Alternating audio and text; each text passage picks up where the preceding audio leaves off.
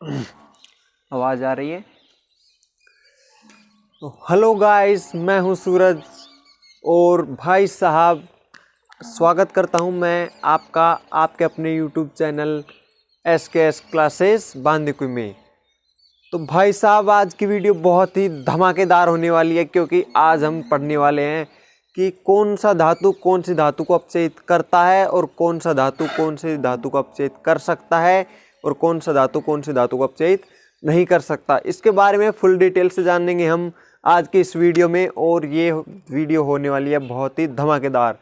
तो बने रहिए लास्ट तक हमारे चैनल पर और वीडियो को देखना पूरा, लाइक कर देना, चैनल को कर देना सब्सक्राइब। तो देखते हैं क्या होता है, कैसे करते हैं। ठीक है, तो 10th क्लास की साइंस पढ़ा रहे हैं हम। ठीक है, तो उसमें चैप्टर नंबर 3 चल रहा है, धातु एवं अधातु। उसमें एक आया था शब्द, पिछली वीडियो में देखना, सक्रियता श्रेणी। ठीक है, सक्रियता श्रेणी आया था, तो सक्रियता श्रेणी को हम डिटेल में पढ़ते हैं। ठीक है, सक्रियता श्रेणी बनाएंगे, उस श्रेणी को बनाने के बाद उनमें कौन कौन सी धातुएं हैं उनके बारे में बताएंगे, और उन धातुओं में कौन सी धातु को अपचयित कर सकती है और कौन सी धातु को अपचयित नहीं कर सकती, इसके बारे में फुल डिटेल से जानेंगे।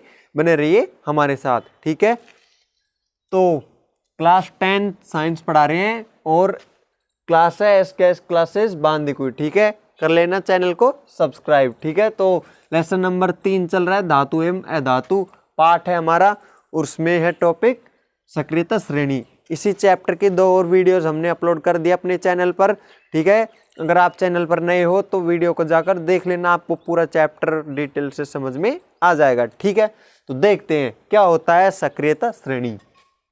सक्रियता श्रेणी वह सारणी जिसमें धातुओं को उनकी क्रियाशीलता के घटते हुए क्रम या आरोही क्रम में लिखा जाता है। सक्रियता श्रेणी किसे कहते हैं? वह सारणी जिसमें धातुओं को उनके घटते हुए क्रम में लिखा जाता है। ठीक है, उनकी क्रियाशीलता के घटते हुए क्रम में लिखा जाता है, और इसका मतलब है आरोही क्रम में। आरोही और अवरोही 2 क्रम होते हैं, आपने छोटी क्लास में पढ़ा होगा। आरोही संख्या में और अवरोही संख्याएं लिखिए। ठीक है, आरोही क्रम, इन निम्न संख्याओं को आरोही क्रम में व्यवस्थित कीजिए, निम्न संख्याओं को अवरोही क्रम में व्यवस्थित कीजिए। आप जानते हैं इसके बारे में। ठीक है, आरोही क्रम का मतलब होता है घटते हुए क्रम में। ठीक है, तो जैसे कि पूरी श्रेणी में हमारे जो धातु ऊपर ऊपर आएगी, वो उसका जो सक्रियता होगी वो ज़्यादा होगी, और धीरे धीरे घटता घटता धीरे धीरे कम हो जाएगी। ठीक है, सक्रियता मतलब वायु के संपर्क में आने से ज़्यादा सक्रिय हो, या फिर किसी धातु या अधातु के संपर्क में आने से, या फिर किसी क्रिया कारक के संपर्क में आने से जो जल्दी रिएक्शन कर जाएगी वो होगी ज़्यादा क्रियाशील, और कम रिएक्शन करेगी या धीरे धीरे करेगी वो होगी मध्यम क्रियाशील, और जो रिएक्शन नहीं करेगी वो होगी अक्रियाशील। ठीक है, तो देखते हैं कौन कौन सी धातुएं हैं। ठीक है, देखिए ये है हमारी सक्रियता श्रेणी। ठीक है, ऊपर से नीचे की तरफ जाएंगे हम तो क्रियाशीलता घटती चली जाएगी। ठीक है, तो सर्वप्रथम हमारा है पोटेशियम। पोटेशियम सर्वाधिक क्रियाशील धातु है, क्योंकि ये ऊपर ही ऊपर आ रहा है, और मैंने बताया था आपको ये ऊपर से नीचे की तरफ जाएंगे तो क्रियाशीलता कम होती जाएगी, और नीचे से ऊपर की तरफ जाएंगे तो क्रियाशीलता बढ़ती जाएगी। तो सबसे अधिक क्रियाशील धातु पोटेशियम। ठीक है, हाई लेवल का क्वेश्चन है पोटेशियम का। तो पहला है पोटेशियम, इसका प्रतीक चिन्ह आप जानते हो के होता है, और दूसरा है सोडियम Na। इसके बाद में ये अगर किसी भी रिएक्शन में सोडियम और पोटेशियम है तो ठीक है, सोडियम को पोटेशियम अपचयित कर सकता है, क्योंकि पोटेशियम अधिक क्रियाशील धातु है। ठीक है, हमने चैप्टर नंबर 1 में पढ़ा था रासायनिक अभिक्रियाओं में, कम क्रियाशील धातु को अधिक क्रियाशील धातु उसके स्थान से अपचयित कर देता है, विस्थापन अभिक्रिया। अगर आप चैनल पर नए हो तो उसको जाकर देख लीजिए। ठीक है, देखिए ये है पोटेशियम, पोटेशियम से कम क्रियाशील है सोडियम, जिसका प्रतीक चिन्ह है Na, और फिर उससे कम क्रियाशील है कैल्शियम, जिसका प्रतीक चिन्ह है Ca, फिर उससे कम क्रियाशील है मैग्नीशियम। ठीक है, आपने इन सब धातुओं को जानते हैं और इनके बारे में पढ़ा हुआ है। ठीक है, उसके बाद में है मैग्नीशियम, मैग्नीशियम के बाद में एल्यूमिनियम, एल्यूमिनियम के बाद में जिंक, जिसे जस्ता भी कहते हैं। जिंक Zn की छड़ वो क्रियाओं में आपने पढ़ा है। ठीक है, और Fe मतलब होता है आयरन, आयरन होता है लोहा, जो लोहा हम देखते हैं वो भी कम क्रियाशील होता है, ठीक है। अब करेंगे क्रियाशील कहाँ होता है, लोहा तो देखते हैं हम, उसमें तो आगे नहीं लगती। क्रियाशील होता है, कम क्रियाशील धातु होता है। जर लगने की अभिक्रिया आपने पढ़ी होगी, वो ज़्यादा, जैसे कि लोहा है, फ्रेश लोहा है, उसमें जर नहीं लगी हुई है, ऐसे लोहे को हम अगर कुछ दिनों तक जो नमी के संपर्क में रखेंगे तो उसमें जर लगने लग जाती है, ठीक है। तो ये कम क्रियाशील धातु है, धीरे धीरे क्रिया करता है, ठीक है। उसके बाद में है लेड। लेड का मतलब है शीशा। शीशा भी आपने देखा होगा कि धीरे धीरे पिघल जाता है, ठीक है। ताजमहल और हवा महल ऐसी जो भी खिड़कियाँ हैं उनमें देखेंगे उनके शीशे ऊपर से मोटे और नीचे से नहीं, ऊपर से तो पतले और नीचे से मोटे हैं। क्यों है? क्योंकि वो बहुत ही हजारों साल पुराने हो चुके हैं, ठीक है। और जो धातु है वो उन पे प्रकाश आता है, तो प्रकाश के प्रभाव से वो गर्म होकर धीरे धीरे बहकर नीचे की तरफ इकट्ठा हो गई है, ठीक है। इसका हम अंदाजा लगा सकते हैं, ऐसा ही होता है, इसलिए वो नीचे से तो मोटा है कांच उसका और ऊपर से पतला है, ठीक है। आगे क्वेश्चन है आपके, और ठीक है, कोरोना आ गया है, शीतकालीन छुट्टी चल रही हैं सभी की, और इन छुट्टियों में भी आप पढ़ते रहिए क्योंकि एग्जाम्स होंगे, ठीक है। लेड के बाद में हाइड्रोजन, ठीक है। हाइड्रोजन आप जानते हो। और कॉपर का मतलब होता है तांबा, ठीक है, तांबा। और तांबे के बाद में है Hg, मरकरी, पारा, जो कमरे के ताप पर भी द्रव के रूप में होता है, ठीक है। मरकरी के बाद में है सिल्वर, चांदी, सोना चांदी जानते हो आप। सोना चांदी बिल्कुल कम रिएक्शन करते हैं, ठीक है। अगर बहुत कुछ भी रिएक्शन नहीं करते, बिल्कुल कम रिएक्शन करते हैं। इन्हें ये ज़्यादातर तो शुद्ध रूप में ही पाए जाते हैं। सोना चांदी आपने आभूषण पढ़े होंगे। उसके बाद में Au, गोल्ड, इसका मतलब है सोना, ठीक है।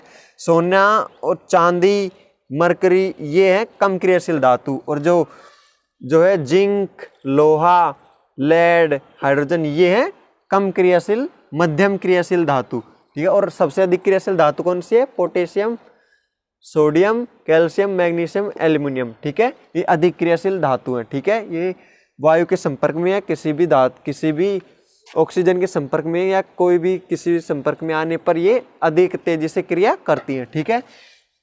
तो देख लीजिए इसको, और ये सक्रियता श्रेणी आपको याद रखनी है, ठीक है। इसी से पता चलेगा कि जैसे एग्जाम में एक क्वेश्चन भी बनता है कि अभिक्रिया दे देते हैं और बूझ लेते हैं कि कौन सा धातु बनेगा या कौन सी धातु को अपचयित कर देगा विस्थापन अभिक्रिया में। तो विस्थापन अभिक्रिया को सॉल्व करने के लिए आपको ये जरूरी है, ठीक है। ये देख लेना, पूरे याद कर लेना। फर्स्ट नंबर पे है यहाँ पर पोटेशियम, फिर sodium, calcium, magnesium, aluminium, zinc, लोहा, Pb, lead, hydrogen, copper, Hg, mercury, और फिर है Ag, सिल्वर, और गोल्ड भी है, ठीक है। ये हैं जो बिल्कुल कम क्रियाशील धातु हैं, ये मध्यम क्रियाशील धातु है, ये अधिक क्रियाशील धातु है, ठीक है। स्क्रीनशॉट लेनी है, फिर नोट्स बना लेना आप जल्दी से, ठीक है। देख लीजिए।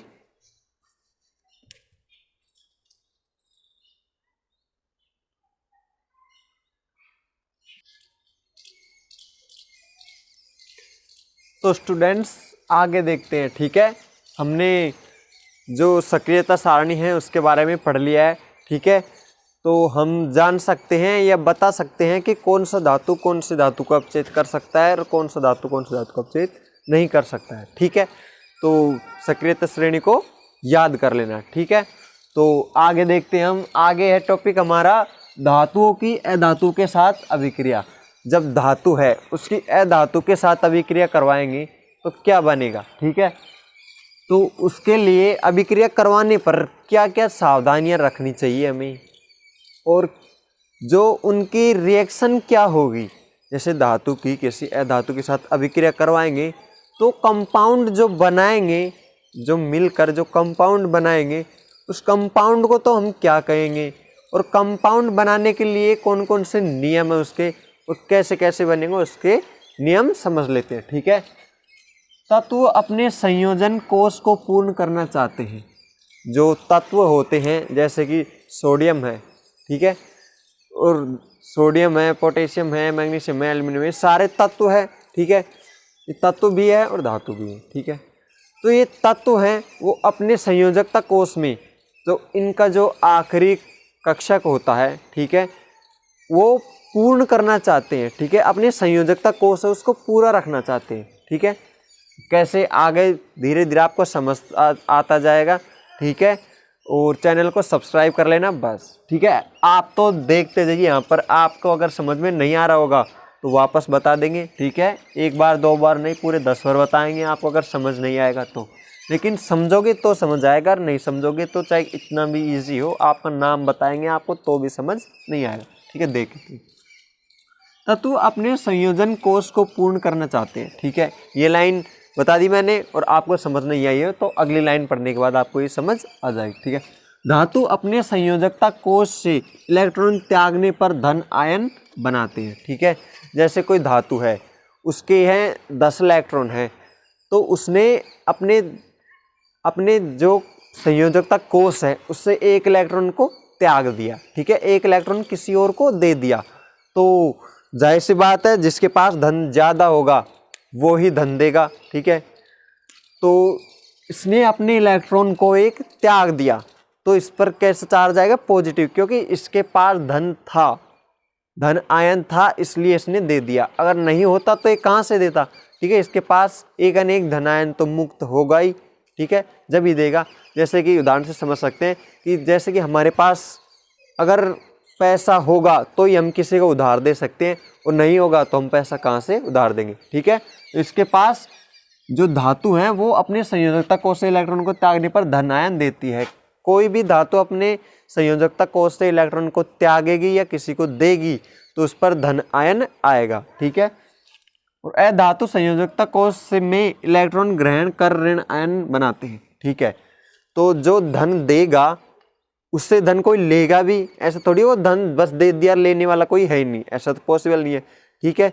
जैसे ही इस धातु ने जो अपने संयोजकता कोष से इलेक्ट्रॉन को दिया है तो कोई इलेक्ट्रॉन लेगा भी, और जो इलेक्ट्रॉन देगा उस पर होगा धन आयन, और जो इलेक्ट्रॉन लेगा उस पर होगा ऋण आयन, ठीक है। आपने सुना होगा कि ऋण है, मेरे पर तो बहुत सारा ऋण या कर्ज है, ठीक है।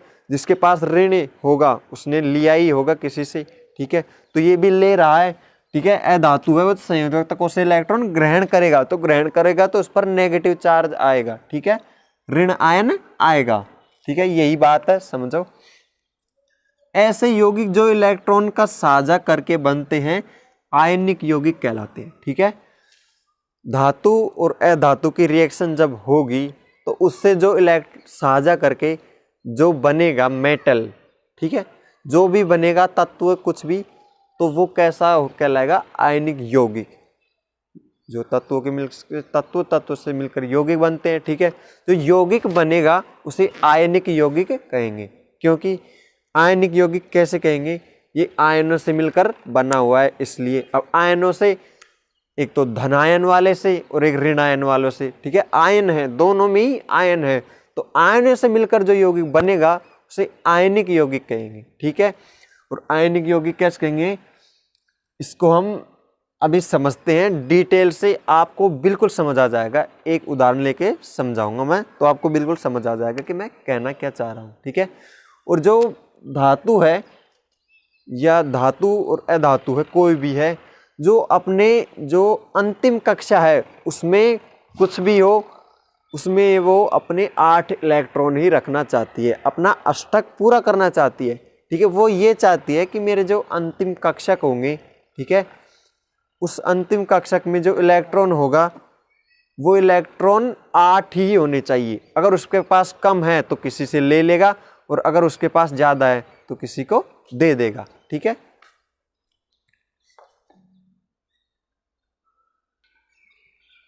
तो दोस्तों, हमें आयनिक यौगिक का एक उदाहरण लेना था आपको समझाने के लिए, ठीक है।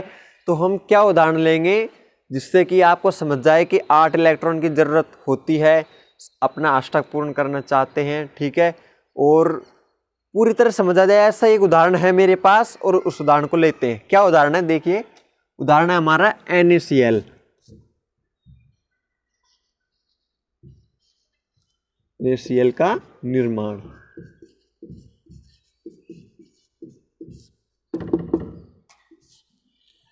NaCl बनाएंगे हम, ठीक है।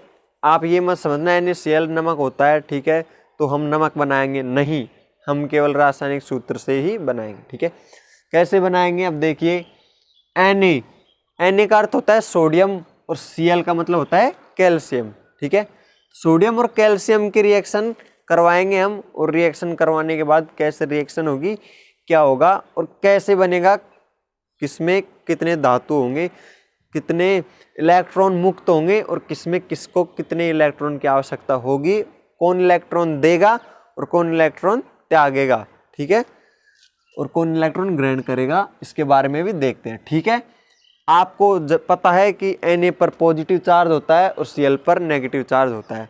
तो मैंने अभी बताया था कि जो देता है इलेक्ट्रॉन उस पर तो पॉजिटिव चार्ज होता है और जो ग्रहण करता है उस पर नेगेटिव चार्ज होता है। इससे आपको पता तो लग गया होगा कि सोडियम है वो इलेक्ट्रॉन देगा और जो कैल्शियम है वो इलेक्ट्रॉन ग्रहण करेगा। ठीक है, Na प्लस और Cl माइनस। ठीक है, इससे आपको पता लग गया। ठीक है, तो पहले देखते हैं हम सब कि परमाणु क्रमांक कितना है, सोडियम का परमाणु क्रमांक कितना है। तो सोडियम का परमाणु क्रमांक है 11 और कैल्शियम का परमाणु क्रमांक भी लिख लेते हैं, कैल्शियम का परमाणु क्रमांक है 17। ठीक है, मैंने कहा था कि कोई भी धातु हो या कोई भी अधातु हो, वो यह चाहती है कि उसके आखिरी कक्षक में अष्टक पूर्ण होना चाहिए। अगर नहीं होगा तो वो इलेक्ट्रॉन या तो देगी या फिर लेगी। ठीक है, तो देखते हैं हम जो सोडियम है, ठीक है, Na, तो Na के कितने इलेक्ट्रॉन हैं? 11। तो ठीक है, कक्षाएं होती है KLMNO, ये कक्षाएं होती है, इनसे कोई मतलब नहीं है हमें सिर्फ इलेक्ट्रॉनों को विभाजन करना है, देखना है कि अंतिम कक्षा में कितने इलेक्ट्रॉन बचते हैं। ठीक है, तो फर्स्ट कक्षा में इलेक्ट्रॉन भरने का सूत्र होता है 2n²। ठीक है, तो देखते हैं हम, पहली कक्षा में भरे जाते हैं 2 इलेक्ट्रॉन, फिर 8 8 ऐसे करके भरे जाते हैं। तो पहली कक्षा में भरेंगे हम 2 इलेक्ट्रॉन। ठीक है, कितने हैं? 11। तो 11 में कितने बचे?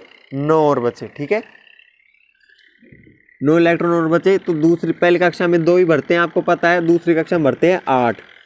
तो 8 और 2 10 हो गए। ठीक है, बचा 1 इलेक्ट्रॉन। तो आखिरी कक्षा में कितना आया? 1 इलेक्ट्रॉन। मैंने कहा था कि देखते हैं हम कि इलेक्ट्रॉन आखिरी कक्षा का ही देखते हैं, और आखिरी कक्षक को ये अष्टक बनाना चाहते हैं। ठीक है, तो अब इस अष्टक बनाने के लिए इसको 7 और इलेक्ट्रॉन की आवश्यकता होगी। तो ऐसा पॉसिबल नहीं है 7 इलेक्ट्रॉन लेने से बड़ी, तो एक किसी को दे ही देगा। ठीक है, तो देखते हैं हम कैल्शियम का क्या होता है। कैल्शियम परमाणु क्रमांक है 17। ठीक है, पहले कक्षक में 2 भर दिए। ठीक है, कितने बचे? 15। दूसरे कक्षक में 8 भर दिए, कितने बचे? 8 और 2 10, कितने बचे? 7 बचे। अब तो तीसरे कक्षक में कितने? 7। तो इसको भी यहाँ पर अपना अष्टक पूर्ण करना है। ठीक है, इसको भी अष्टक पूर्ण करना है, इसको भी अष्टक पूर्ण करना है। तो क्या कर सकते हैं हम? ठीक है, क्या कर सकते हैं, इससे इलेक्ट्रॉन इसको दे तो नहीं सकते क्योंकि इसके पास 7 है और ये 1 इलेक्ट्रॉन वालों को देगा, थोड़ा अच्छा नहीं लगेगा। ठीक है, तो क्या करेंगे, जो ये सोडियम है वो अपना इलेक्ट्रॉन किसको दे देगा? कैल्शियम को। तो इसके इलेक्ट्रॉन हो जाएंगे यहाँ पर 8। ठीक है, ये आखिरी कक्षक में हो गए 8, और इसके यहाँ पर ये हटते ही आखिरी कक्षक ये बन जाएगा। ठीक है, इसके इलेक्ट्रॉन भी 8, आखिरी कक्षक में दोनों के 8 8 इलेक्ट्रॉन हो गए। ठीक है, तो दोनों ने अपना अष्टक बना लिया। ठीक है, तो इसने तो इलेक्ट्रॉन दिया है और इसने इलेक्ट्रॉन लिया है। ठीक है, तो इसके पास इसने 1 इलेक्ट्रॉन दिया है, तो इस पर 1 धन आयन लग जाएगा। जो इलेक्ट्रॉन देगा उस पर धन आयन, जितने देगा उतने ही धन आयन लगेंगे। 2 देता तो 2+ होता, और 1 दिया है तो 1+ होगा। ठीक है, और इसने कितने लिए हैं? इसने 1 लिया है, इस पर 1 माइनस होगा। ठीक है, यहाँ पर लगा देता हूँ, कहीं आप बराबर का चिन्ह समझ लो। तो 1 माइनस लग गया, ऋण आयन लग गया इस पर। ठीक है, तो अब इसे हम स्ट्रक्चर के द्वारा समझाते हैं जिससे आपको पता लग जाएगा। ठीक है, तो देखते हैं, इसको थोड़ा साइड में रहने देते हैं। ठीक है, इधर बनाते हैं हम Na और इधर बनाते हैं Cl, ये प्लस ये माइनस। ठीक है, तो अष्टक बनाना है हमको, दोनों के अष्टक बन गए लेकिन स्ट्रक्चर से बनाना है, ठीक है। इसके Na के जो बाहरी कक्षक है उसमें कितना इलेक्ट्रॉन है, एक इलेक्ट्रॉन को हम इसके माध्यम से समझते हैं, ठीक है। और इसके आखिरी कक्षक में कितने इलेक्ट्रॉन है, 7, ठीक है। 1 2 3 4 5 6 7, ठीक है। 3 और 2 5 6 7, ठीक है। 7 इलेक्ट्रॉन है। इसने इलेक्ट्रॉन लिया है सोडियम से, ठीक है। तो दिखा देते हम लेता हुआ। इसने इलेक्ट्रॉन ले लिया सोडियम से। इलेक्ट्रॉन लेने के बाद इस पर आ गया नेगेटिव चार्ज, उस पर आ गया पॉजिटिव चार्ज, ठीक है।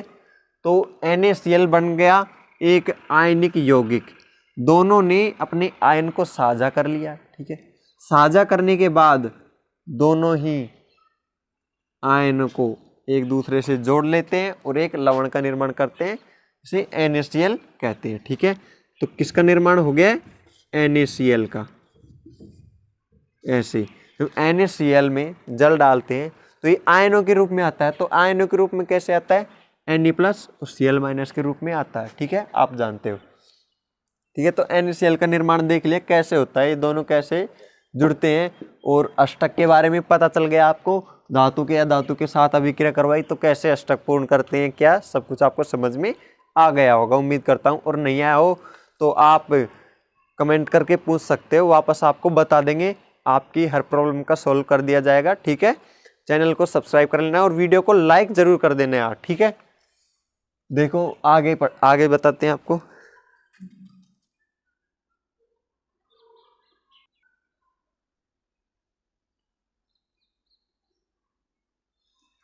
तो स्टूडेंट्स, हमने आयनिक यौगिक कैसे बनते हैं, ठीक है, उसके बारे में पढ़ लिया। तो आयनिक यौगिकों के गुणधर्म क्या क्या होते हैं, ठीक है। आयनिक यौगिक कैसे बनते हैं वो तो देख लिया, वो कैसे प्रतीत करते हैं, किसके साथ में कैसे अभिक्रिया करते हैं, ठीक है। उनके गलनांक क्या होते हैं, क्वथनांक क्या होते हैं, इसके बारे में भी देख लेते हैं, ठीक है। देखिए, भौतिक प्रवृत्ति के बारे में मैंने पढ़ाया था। भौतिक अवस्थाएं, ठोस, द्रव, गैस, लिक्विड, ठीक है, आदि अवस्था के बारे में पढ़ाया था।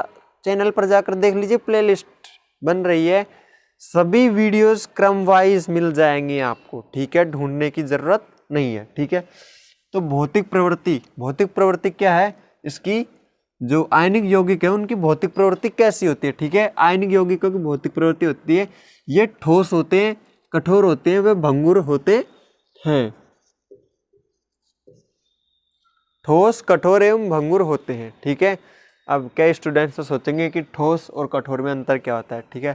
ठोस और कठोर में दिन रात का अंतर होता है। और क्या अंतर होता है, देखिए, ठोस का मतलब होता है कि चाहे उसके अंदर वजन ना हो, उसका वजन कम हो, लेकिन वो अंदर से भी भरा हुआ होना चाहिए, उसके अंदर रिक्त स्थान नहीं होना चाहिए, वो होता है ठोस। और कठोर का मतलब होता है चाहे वो अंदर से खोखला हो, लेकिन जो उसकी मजबूती है वो बहुत ही अत्यधिक हो, बहुत कठोर होता है, उसे कहते हैं कठोर, ठीक है। और भंगुर का मतलब होता है जैसे कि उस पर थोड़ी सी भी चोट मारेंगे तो झड़ के गिरने लग जाए, ठीक है। वो मतलब कि उस पर मारेंगे, जैसे पत्थर आते हैं कुछ भंगुर प्रवृत्ति की, या फिर ईंट, या थोड़ी देर में खर के मतलब फिसलन होके गिरने लग जाते हैं, उन्हें कहते हैं भंगुर। जो धीरे धीरे दांत जड़ जाते हैं, दांत गिरने लग जाते हैं ना, उसे भंगुर प्रवृत्ति कहते हैं, ठीक है। गलनांक व क्वथनांक, जो आयनिक यौगिक होते हैं उनके गलनांक और क्वथनांक अधिक होते हैं, ठीक है। गलनांक, इनको गलने के लिए जिस टेम्परेचर की आवश्यकता होती है उसे गलनांक कहते हैं। और क्वथनांक जिसमें वाष्प में बदल जाते हैं, ठीक है, ये अधिक होते हैं, मतलब बहुत अधिक ताप देने पर ये गलते हैं। और क्वथनांक भी इतना ही इनका अधिक होता है, ठीक है। घुलनशीलता, ठीक है, गलन नहीं घुलन, घुलनशीलता, ठीक है। जल में घुलते हैं परंतु पेट्रोल केरोसिन में नहीं घुलते हैं, ठीक है। जो आयनिक यौगिक है वो जल में तो घुल जाते हैं, ठीक है, आयनिक यौगिक जल में घुल जाते हैं, लेकिन पेट्रोल व केरोसिन में नहीं घुलते हैं, ठीक है। आयनिक यौगिक अभी आपको उदाहरण बताया था, आयनिक यौगिक है NaCl, ठीक है। आप आज प्रैक्टिकल करके देखना, मेरी बात मान के पहले तो नमक को आपने जल में घोलना है, ठीक है। आप सबने घोल कर देख रखा है, वो तो जल में घुल जाता है, ठीक है। लेकिन पेट्रोल व केरोसिन में नहीं घुलता है, ठीक है। जल नमक को पेट्रोल व केरोसिन में घोल के देखना, नहीं घुलेगा, ठीक है। आयनिक यौगिकों की प्रवृत्ति है, भौतिक गुण है, ठीक है, नहीं घुलेंगे, पेट्रोल व केरोसिन में नहीं घुलेंगे, ठीक है। विद्युत की चालकता, अब देखते हैं कि विद्युत का चालन करते हैं या विद्युत का चालन नहीं करते हैं क्या, ठीक है। विद्युत की चालकता, जो आयनिक यौगिक है जलीय अवस्था में, गतिशील अवस्था में, गलित अवस्था में, आयनिक यौगिक जलीय अवस्था में व गलित अवस्था में विद्युत का चालन करते हैं, वह ठोस अवस्था में नहीं करते। जो आयनिक यौगिक है वो जलीय अवस्था में, जैसे कि आयन है वो NaCl है, उसको जल में डालेंगे तो उसमें से धारा, विद्युत धारा प्रवाहित होएगी, ठीक है। गलित अवस्था में थोड़ा गाढ़ा घोल रखेंगे तो उसमें भी विद्युत धारा प्रवाहित होगी। जब सूखे NaCl में हम विद्युत धारा प्रवाहित करवाएंगे तो वो चालन नहीं करेगा विद्युत का, ठीक है। तो जलीय अवस्था में और गलित अवस्था में विद्युत का चालन करेगा और ठोस अवस्था में विद्युत का चालन नहीं करेगा। ये हो गए हमारे आयनिक यौगिकों के भौतिक गुण, ठीक है। आगे देखते हैं।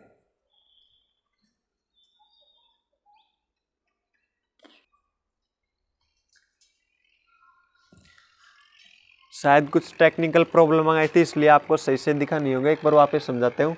भौतिक प्रवृत्ति, जो आयनिक यौगिक है उसकी भौतिक प्रवृत्ति होती है, वो कठोर होते हैं और ठोस भी होते हैं और भंगुर प्रवृत्ति के भी होते हैं। और गलनांक और क्वथनांक उनका अधिक होता है, अधिक ताप पर वो गलते हैं और क्वथनांक होते हैं घुलनशील, जल में घुलते हैं परंतु पेट्रोल और केरोसिन में नहीं घुलते हैं, ठीक है।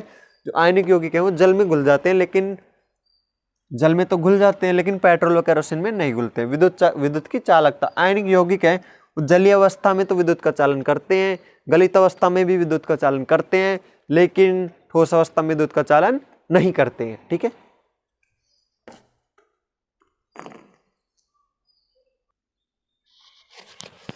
तो गाइस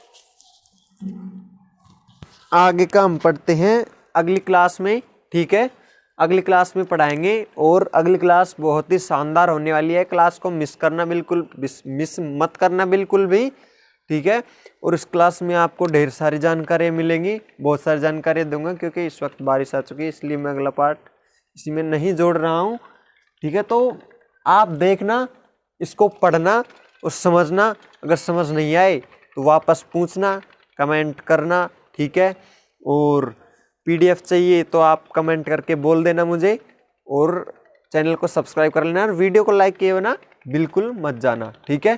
तो मिलते हैं गाइस अगले वीडियो में, तब तक के लिए नमस्कार।